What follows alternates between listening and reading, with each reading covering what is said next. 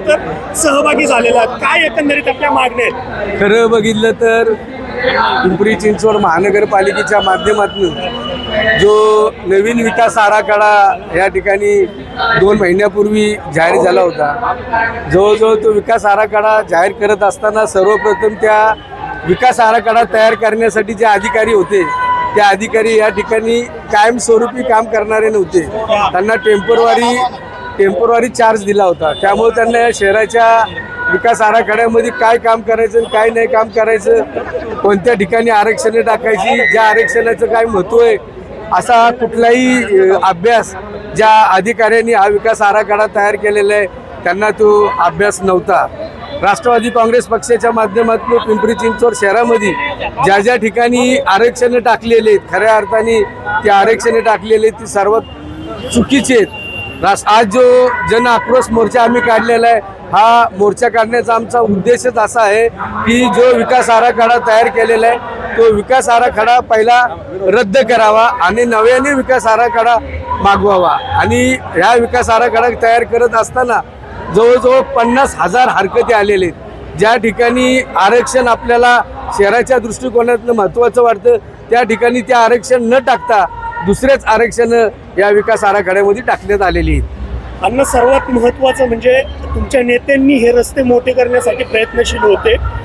ज्यावेळेस खरं तर हे आयुक्त आले त्यांनी हे रस्ते लहान करण्याचा घाट खरं तर हे संपूर्ण शहरामध्ये घातल्याचं पाहायला मिळते. नाही, तसं नाही आहे.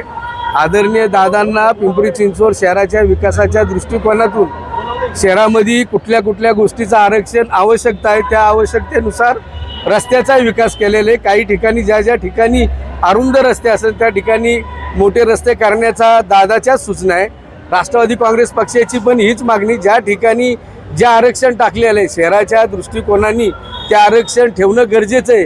पण ज्या ठिकाणी आरक्षण नाही त्या ठिकाणी आरक्षण टाकलेले आमचा असा मुद्दा आहे राष्ट्रवादी काँग्रेस पक्षाच्या वतीने की हे जे आत्ता आरक्षण टाकलेले हा विकास आराखडाच रद्द करावा आणि नव्याने विकास आराखडा तयार करण्यात यावा. महापालिकेचे जे आयुक्त आहेत ते कारण गेल्या काही दिवसांमध्ये जे रस्ते खरं तर अजित पवारांनी मोठे केले ते रस्ते अरुंद करतायत असंही खरं तर शहरात दिसतं. खरं बघितलं तर जो विकास आराखडा तयार केलेला आहे त्या विकास आराखडा तयार करत असताना पिंपरी चिंचवड महानगरपालिकेचे आयुक्त त्यांनाही विश्वासात घ्यायला पाहिजे होतं. आयुक्तांनी जे अधिकारी नेमलेले होते विकास आराखडा तयार करण्याचा त्यांनी जो विकास आराखडा तयार केला आहे तो आयुक्तांकडे सादर केला आणि आयुक्तांनी तो विकास आराखडा महाराष्ट्र शासनाकडे सादर केलेला आहे. ही चूक नक्की कोणाची? नाही, ज्या ठिकाणी मी आत्ताच सांगितलं ना प्रशासनाची चूक असणार आहे. पण प्रशासनाने पण काही ठिकाणी जे रस्ते करायचे आहेत त्या ठिकाणी रस्ते केलेले आहेत ना, त्यांची चूक आपल्याला म्हणता पण येणार नाही. आणि त्यांनी जे काम केलेले प्रशासनाने ज्या ठिकाणी गरज आहे त्या ठिकाणी ते रस्ते केलेले आहेत ना. खरं तर आयुक्तांवरती किंवा प्रशासनावरती वचक हा कुठेतरी सरकारचा असणं आवश्यक असतं. मात्र अजितदादांचा वचक कुठेतरी कमी पडतोय की काय असं वाटतंय का? असं आम्हाला पण वाटत नाही, राष्ट्रवादी काँग्रेस पक्षाच्या कार्यकर्त्यांना वाटत नाही, राष्ट्रवादी काँग्रेस पक्षाच्या नगरसेवकांना वाटत नाही. राष्ट्रवादी काँग्रेस पक्षाच्या माध्यमातून पिंपरी चिंचवड शहराचा जो विकास केला आहे त्या सर्व नागरिकांना माहिती या पिंपरी चिंचवड शहराचा विकास आदरणीय दादांनी केलेला आहे. त्यामुळं आदरणीय दादाचा वचक कमी झाला असं म्हणणे मला योग्य वाटत नाही. आणि तुम्ही बी जो प्रश्न केलेला आहे तोही चुकीचा आहे असं माझं म्हणणं आहे. 50,000 हरकती खरं तर या संपूर्ण डीपीवरती आलेल्या आहेत. नागरिकांचा रोष खरं तर या संपूर्ण विषयावरती दिसून येतोय. आता राष्ट्रवादीची पुढली भूमिका काय असणार आहे? आता जो जन आक्रोश मोर्चा काढलेला आहे हा सर्वप्रथम तर जो विकास आराखडा तयार केलेला आहे त्या विकास आराखड्याला आमच्या सर्वांचा विरोध आहे. पिंपरी चिंचवड शहरात नागरिकांचाही विरोध आहे. पिंपरी चिंचवड शहराच्या वतीने राष्ट्रवादी काँग्रेस पक्षाच्या सर्व पदाधिकाऱ्यांचा विरोध आहे. आमची मागणी हीच राहील की हा विकास आराखडा रद्द करावा, नव्याने विकास आराखडा तयार करावा. ओके, तुम्ही आज आंदोलन करताय, काय एकंदरीत आपली मागणी आहे आणि कशा निमित्ताने हे संपूर्ण जे आता जो आयुक्तांनी डीपी प्रसिद्ध केलेला आहे त्या डीपी मध्ये असंख्य चुका थोड्याफार चुक्या असतात तर समजून घेतलं असतं, परंतु अशी कोणताही त्यांचं आरक्षण नाहीये किंवा रस्ता नाहीये की ज्या ठिकाणी चूक झालेली नाहीये. त्यांनी फक्त ऑफिसमध्ये बसून जुना डीपी बघून तिथं फक्त आरक्षण वाढवायची आणि रस्ते वाढवायची कामं केली, परंतु वस्तुस्थिती त्या ठिकाणी काय आहे? पिंपरीमध्ये जर आपण बघितलं तर 15 मीटरचा रस्ता डायरेक्ट 21 मीटर केला, तर त्या ठिकाणी तो होऊ शकतो का?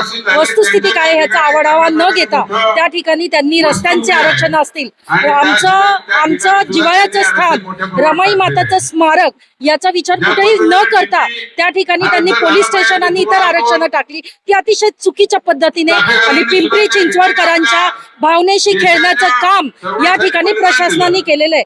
त्यासाठीच आम्हाला आदरणीय दोन्ही DCM आणि उपमुख्यमंत्री आणि मुख्यमंत्री आणि आमचे आदराचे स्थान आदरणीय अजितदादा पवार यांना ही विनंती करण्यासाठी हा आम्ही विराट मोर्चा या ठिकाणी काढलेला आहे. खरं तर अजित पवारांची राष्ट्रवादी सत्तेत आहे, मात्र राष्ट्रवादीलाच आंदोलन करण्याची वेळ येते. आयुक्त दादांनी आम्हाला नेहमी शिकवण दिलेली आहे, ज्या ठिकाणी चुकीचं असेल त्या ठिकाणी आपली सत्ता असला तरी आवाज उठवलाच पाहिजे, आवाज त्या ठिकाणी उठवलाच पाहिजे. आता आम्ही त्याच गोष्ट दादांना देखील सांगण्याचा प्रयत्न करतोय की पिंपरी चिंचवडच्या जिव्हाळ्याचा हा डीपी प्रश्न आहे, तो आपण त्या ठिकाणी रद्द करावा. नेहमी अजित पवारांची वचक खरं तर पिंपरी चिंचवड वरती असायचा, आता कुठेतरी वचक अजित पवारांचा कमी झालाय का? आम्हाला नाही जाणवत, पिंपरी चिंचवडकरांना नाही जाणवत.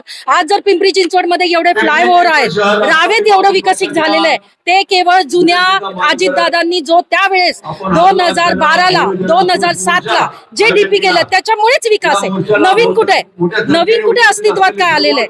जो त्यावेळेस झालेला विकास तोच आता तुम्हाला दिसतोय. विकास करायला थोडा काळ जावा लागतो, 5 वर्ष जावे लागतात, कामं पूर्ण करायला 5 वर्ष. तोच विकास जो दादांनी केला तोच आहे आणि या विकासावरनच दादांच्या दूरदृष्टी आणि वचक हे या विकासावर दिसून 50,000 लोकांनी याच्यावरती आक्षेप घेतलेला आहे. मग हा अट्टास कोण घालतंय?